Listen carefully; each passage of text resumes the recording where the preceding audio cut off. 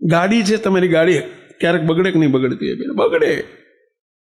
બોલો ઘણા તો એની મને કાગળ લખે, સ્વામી મારી ગાડી ઘડીએ ઘડીએ બગડે, દયા કરો ને. બોલો લ્યો, હવે આ ગાડીઓ બગડે એની તો ચાલુ જ હોય પાછા. આ ગાડી છે એક જાતની, બગડે કોક દાડો. શરીર છે, અવરભાવમાં મોટા પુરુષ નહીં તે ક્યારેક બગડે છે. બાપજી અવરભાવમાં નતો મંદવાડ દેખાડતા, તો ક્યારેક બને. આ તો કંઈક હોય ને પ્રસાદીનું પાણી આપો. બાપજી કે એક જણને નાવાનું થઈ ગયું, પ્રસાદીનું પાણી આપો. બાપા કે તે શું ખાધું? કે વાલ ખાધા. વાલ નહીં ખાવાનું, તું બંધ કરી દે, પ્રસાદીનું પાણીની જરૂર નહીં પડે. વાયડી વસ્તુ ખાવ તો આવું થાય. આ તો વાલ છોડવા નથી, પ્રસાદીની પાણીથી બધું પતાવવું છે. બોલો,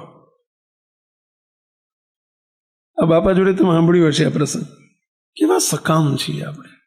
અને પાડોશીનો છોકરો રોજ કે કરે, રાકેશ અંકલ મારા માટે પેન્ટ લાવજો. લાવો તમે કીધું, માગે તોય લાવો.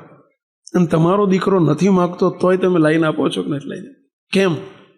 તમારો છે, તમારાની ચિંતા તમને હોય જ. એમ ના થઈ જાઓ, એ આપણી ચિંતા કરશે જ. શા માટે આપણે નકામું માગવાની ક્યાં જરૂર છે? પાડોશી છીએ એટલે માગવું પડે છે, પારકા છીએ એટલે માગવું પડે છે. ઘરના દીકરાને માગવાનું હોય?